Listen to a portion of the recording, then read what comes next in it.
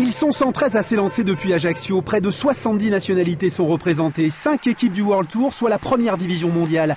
Et des têtes d'affiche comme Jean-Christophe Perrault ou Thibaut Pinot, 2e et 3e du dernier Tour de France. La saison est déjà bien lancée. La course est nerveuse et l'ascension vers Vitzavone opère une sélection. D'autant plus que la pluie s'invite. Tous les cadors sont devant, mais c'est le jeune Alexis Villermoz qui remporte le Grand Prix de la montagne dans la brume de Vitzavone. AG2R vient d'afficher sa tactique. On voulait surtout essayer de faire un écrémage avec l'équipe, notamment avec Jean-Christophe Perrault, pour basculer à une vingtaine de concurrents en haut de ce col-là. C'était important parce qu'on savait qu'au sprint, on n'avait pas de carte majeure. On l'aura compris, AG2R ne parviendra pas à ses fins.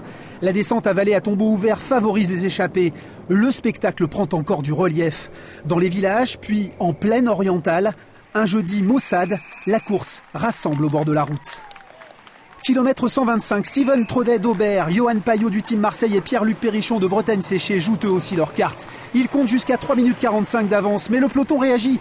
Les équipes de sprinteurs viennent de mettre la main sur la course. Le peloton se résigne, c'est bien le sprint annoncé qui se dessine, chacun joue des coudes, se place et au final, c'est un pistard habitué à se frotter qui se montre le plus rapide. Thomas Bouda, première saison chez les pros et première victoire grâce à ses équipiers. Ils se sont mis à la planche pour moi. Yuki a lancé à 500 mètres de l'arrivée. Et dans le dernier virage, je déboîte et puis voilà.